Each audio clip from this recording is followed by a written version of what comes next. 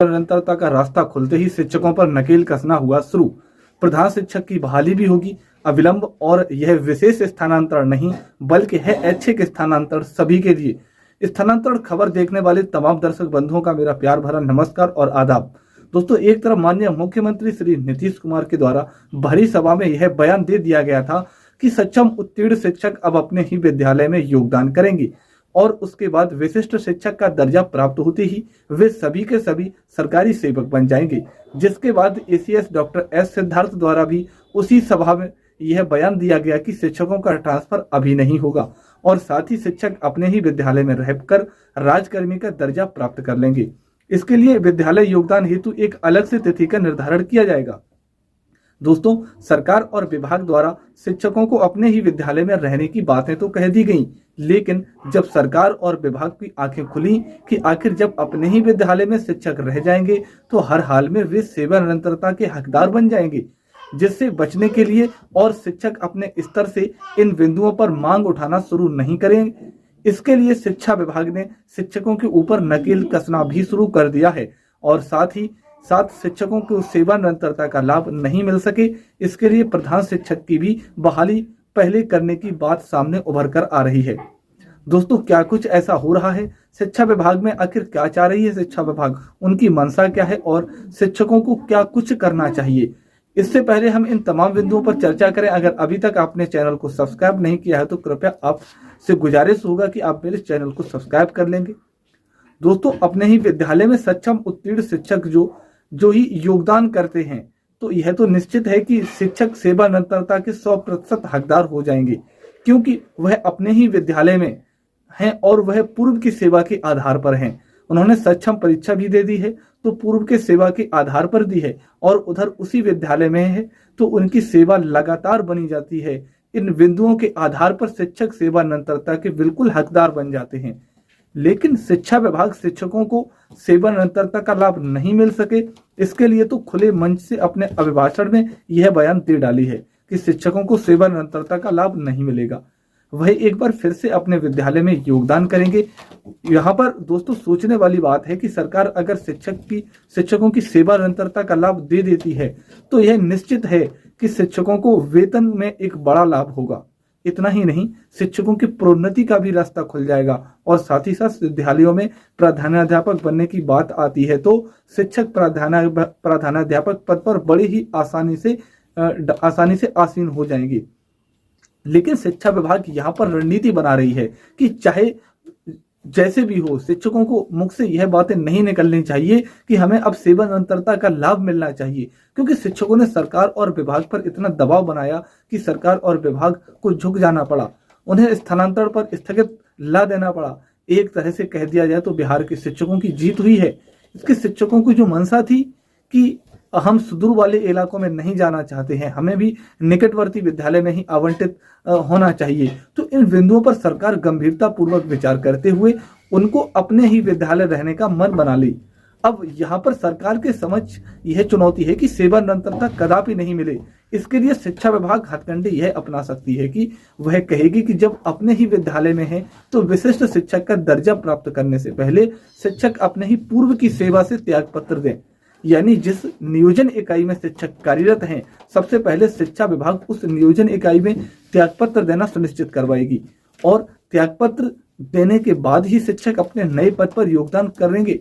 संभावना यह दिख रही है कि शिक्षा विभाग द्वारा यही ऑप्शन दिया जाएगा। हालांकि एक पत्र भी वायरल हो रहा था जिसमें त्यागपत्र, आलंकी, अनुपत्ति, प्रमाण पत्र की बातों का उल्लेख भी, तमाम बातों का किया भी गया था। शिक्षक यह अंदाजा लगा रहे हैं कि त्यागपत्र, अलिख, अनुपत्ति, प्रमाण पत्र यानी दोनों में से कोई एक पत्र योगदान के समय देना होगा।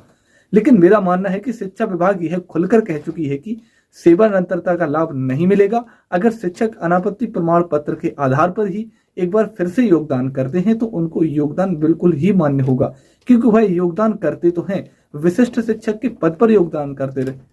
रह गई बात अनापत्ति प्रमाण पत्र की, तो नियोजन इकाई द्वारा अगर अनापत्ति प्रमाण पत्र लिया जाता है और उसके आधार पर शिक्षकों द्वारा योगदान लिया जाता है तो यह बिल्कुल ही स्पष्ट हो गया है कि नियोजन इकाई को किसी भी प्रकार की आपत्ति नहीं है कि यह शिक्षक अब राजकर्मी हैं और इनके विशिष्ट शिक्षक बनने में हमें कोई आपत्ति ही नहीं है।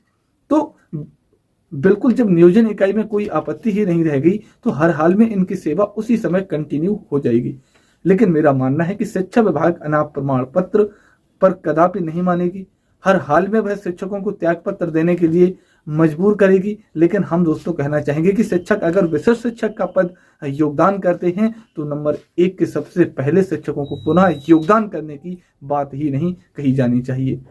ऐसी बात नहीं है कि शिक्षक एक बार फिर से अपने ही विद्यालय में योगदान करेंगे। इसके लिए एक अधिसूचना जारी होना चाहिए और एक तिथि का निर्धारण कर देना चाहिए कि इस तिथि से सभी के सभी शिक्षक उत्तीर्ण शिक्षक विशिष्ट शिक्षक कहलाएंगे और राजकर्मी का दर्जा उन्हें प्राप्त होगा। जैसे कि शिक्षा मित्रों को 1 जुलाई 2006 के प्रभाव से नियमितीकरण कर दिया गया था। 60 साल की सेवा उन्हें प्रदान कर दी गई थी। हालांकि यह भी बात सत्य है कि आज तक शिक्षकों को जो भी लाभ मिला है वह लाभ 1 जुलाई 2006 के बाद की अवधि से ही मिला है। उनकी सेवा की गणना 1 जुलाई 2006 से ही की गई है। शिक्षकों को यहाँ पर पूर्व की सेवा की गणना नहीं की गई है। जिन्होंने शिक्षा मित्र के रूप में 2003 में योगदान किया था और जो 2005 में योगदान की थी, उनके भी किसी के भी 3 वर्ष तो किसी के 2 वर्ष किसी के भी कम नहीं रह गई। लेकिन उनके लिए फायदा यह हुआ कि उनकी सेवा अधिकतम 2 या 3 सालों की थी, तो इसकी चुनौतियां दी जा सकती थी।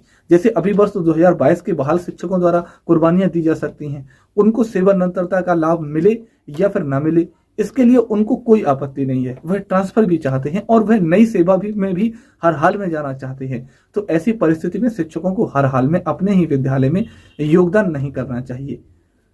इसके बदले में एक तिथि का निर्धारण होना चाहिए विभाग की ओर से, जिस तिथि से सभी शिक्षकों को राजकर्मी का दर्जा प्रदान कर दिया जाए। और दूसरी बड़ी बात दोस्तों की शिक्षा की ओर से इन बिंदुओं पर सवाल नहीं खड़ा किया जाए। शिक्षक इस पर बवाल नहीं खड़ा करें। इसके लिए शिक्षा विभाग अब नई नीति बनाई है। आपने देख लिया होगा कि यहाँ एक तरफ 1 दिसंबर से लेकर 15 दिसंबर तक के शिक्षकों के लिए ट्रांसफर हेतु आवेदन की मांग की गई है। वहीं एक और बात सामने आ गई है कि अब 1 दिसंबर से तमाम शिक्षकों के विद्यालय से आउट होने के समय में भी अपना तस्वीर अपलोड करना होगा। शिक्षा विभाग को लगता है कि शिक्षक विद्यालय में जाते तो हैं, तो आउट होते समय में वह विद्यालय में उपस्थित नहीं रहते। उनके बदले उनके ही मोबाइल से किसी अन्य शिक्षक द्वारा आउट कर दिया जाता है। लेकिन हकीकत यह नहीं है। कुछ अपवाद को छोड़ दिया जाए तो अधिकांश शिक्षक विद्यालय में उपस्थित रहते हैं और जिस वक्त विद्यालय से प्रस्थान करते हैं उन्हीं के शिक्षकों द्वारा विद्यालय से आउट भी हो जाया जाता है। शिक्षा विभाग को ये भी बात पता है, लेकिन शिक्षा विभाग नकेल कस रही है कि शिक्षकों द्वारा कोई सवाल नहीं उठाया जाए। शिक्षकों द्वारा खास तौर पर सेवा निरंतरता की बिंदु पर कोई बवाल नहीं खड़ा किया जाए। यही मुख्य कारण है। और भी कई प्रकार के नकेल कसे जाएंगे। दोस्तों आप देखते रहेंगे, अभी से लेकर 1 दिसंबर तक कई सारे पत्र निकलने वाले हैं जो शिक्षकों के ऊपर प्रहार होंगे। शिक्षकों की मुंह बंद करने वाली दवा है। वहीं दोस्तों शिक्षा विभाग के अंदर जो खबर आ रही है उसके अंतर्गत शिक्षा विभाग यह चाहती है कि जब शिक्षकों का स्थानांतरण जनवरी में हो उससे पहले हम प्रधान शिक्षक की बहाली कर लें।